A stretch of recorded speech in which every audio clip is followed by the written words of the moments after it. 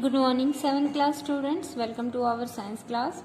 Students, we were discussing about our chapter 10, respiration in organisms, and we have discussed our lesson up to the aerobic and anaerobic respiration. Okay, now we will discuss about respiration in plants. Plants are living and they also respire for this survival. They need energy to stay alive.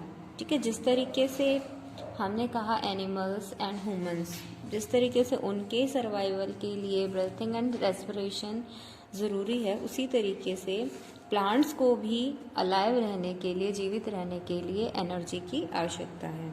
They gets energy by the process of respiration. You have discussed it also before. The respiration is the process of getting energy from the food. Like animals, plants use oxygen of air for respiration and release carbon dioxide. Okay. Like animals के ही जैसे plants use oxygen of air. Air की oxygen का use करते हैं respiration के लिए और release करते हैं carbon dioxide. Plants do not have a breathing system नहीं है, लेकिन exchange of gases take place in plants. ठीक है, किसके थ्रू होता है? स्टोमेटा के through exchange of gases exchange होता है. Okay, now the in the respiration we are having some of the terms. First term is the diffusion. Okay, respiration से पहले कि भाई किस तरीके से रेस्पिरेशन टेक्स प्लेस होगा इन प्लांट्स में, we should know what is the meaning of diffusion. What is diffusion? The process by which food molecules, oxygen, water and the other materials enter and leave the cell through opening in the cell membrane. Okay, क्या कह रहे हैं? वो process by which food molecule, oxygen, water and other materials enter.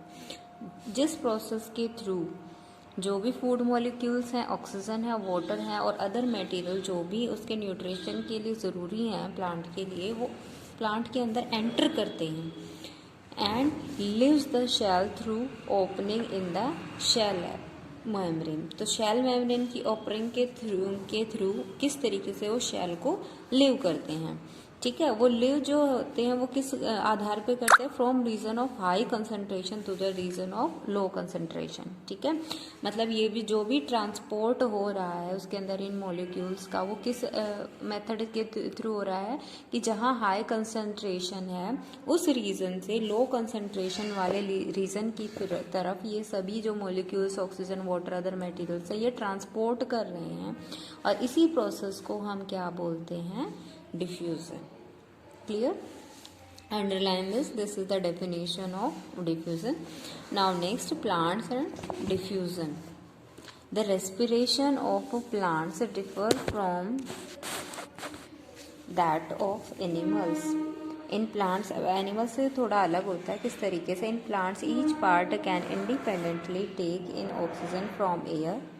ठीक है, plants में क्या होता है? हर एक पार्ट, ईच पार्ट अलग अलग से, ठीक है, इंडिपेंडेंटली मतलब बिना एक दूसरे के ऊपर डिपेंड हुए, ठीक है, अलग अलग ऑक्सीजन को वो टेक इन कर सकते हैं, यूटिलाइज कर सकते हैं, एनर्जी प्रोड्यूस करने में, ऑब्टेन एनर्जी को एक्सेस करने के लिए उसे यूज कर सकते हैं and give out carbon dioxide. Okay, diffusion takes place in the roots, stems and leaves of the plant. This is the important things where the diffusion takes place.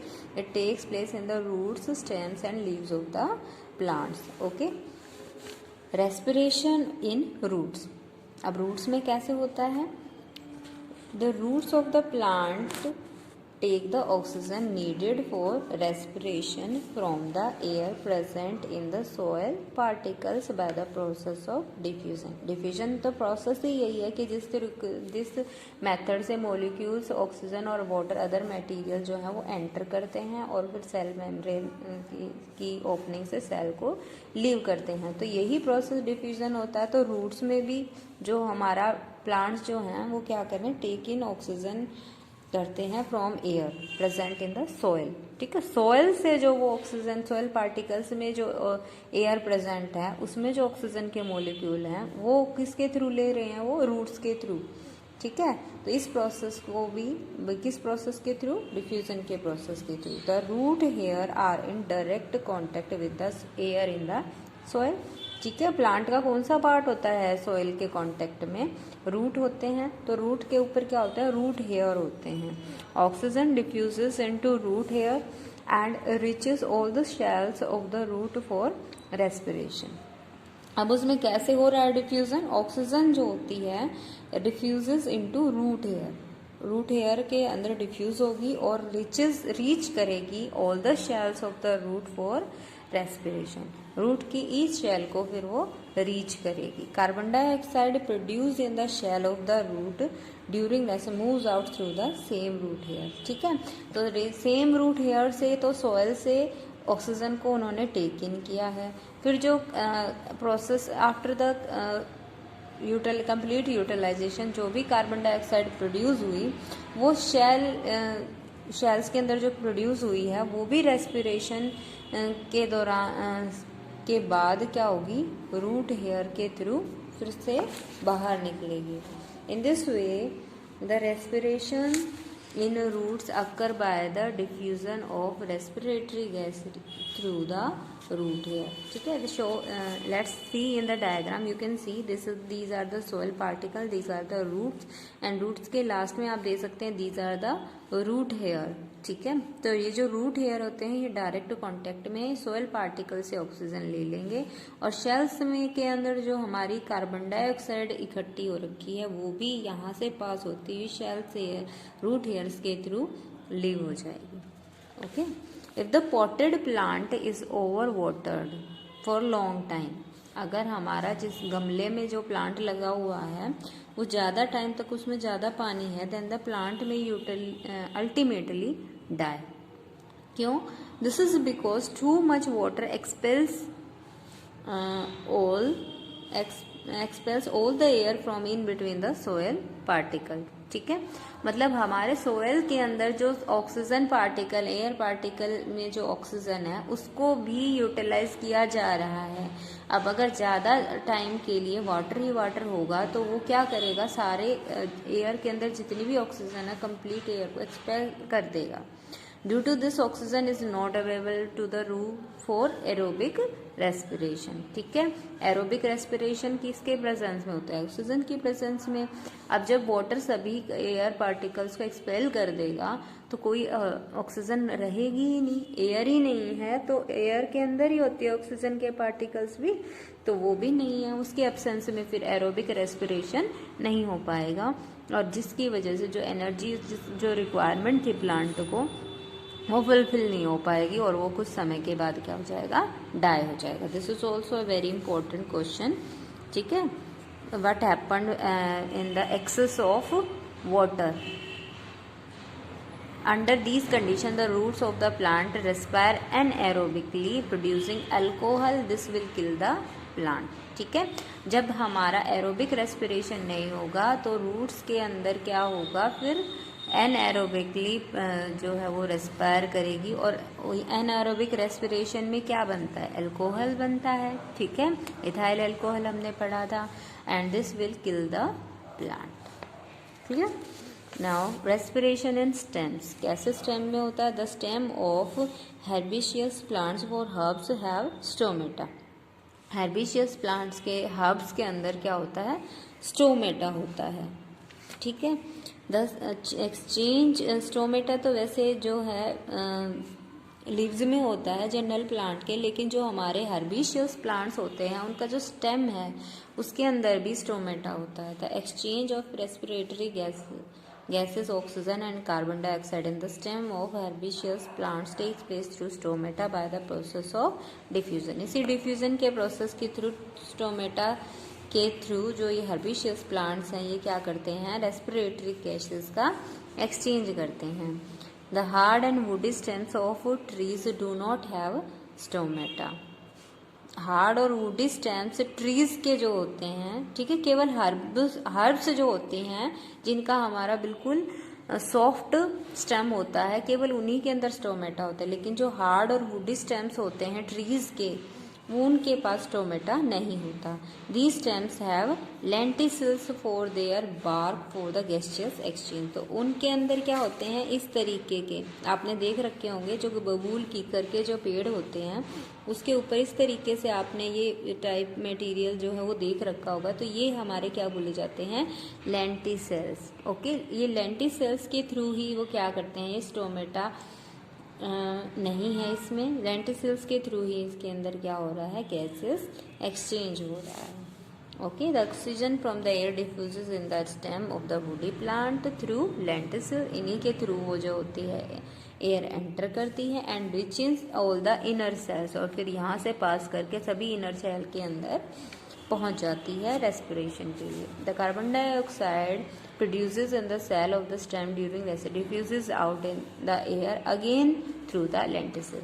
ठीक है, फिर एक्सपिरेशन के बाद जो भी कार्बन डाइऑक्साइड प्रोड्यूस हुई वो भी डिफ्यूज हो जाएगी also through these lenticel in the air. Clear? Now to the next, how is respiration occur in the leaves. Okay, the lower surface of all the leaves of the plant have teeny pores called stomata। leaves के ऊपर तो होता ही है, सभी plants के अंदर leaves के ऊपर stomata होते हैं। stomata are the teeny pores at the lower surface of the leaves। this is very important, what is stomata। ठीक है, the exchange of respiratory gases in the leaves.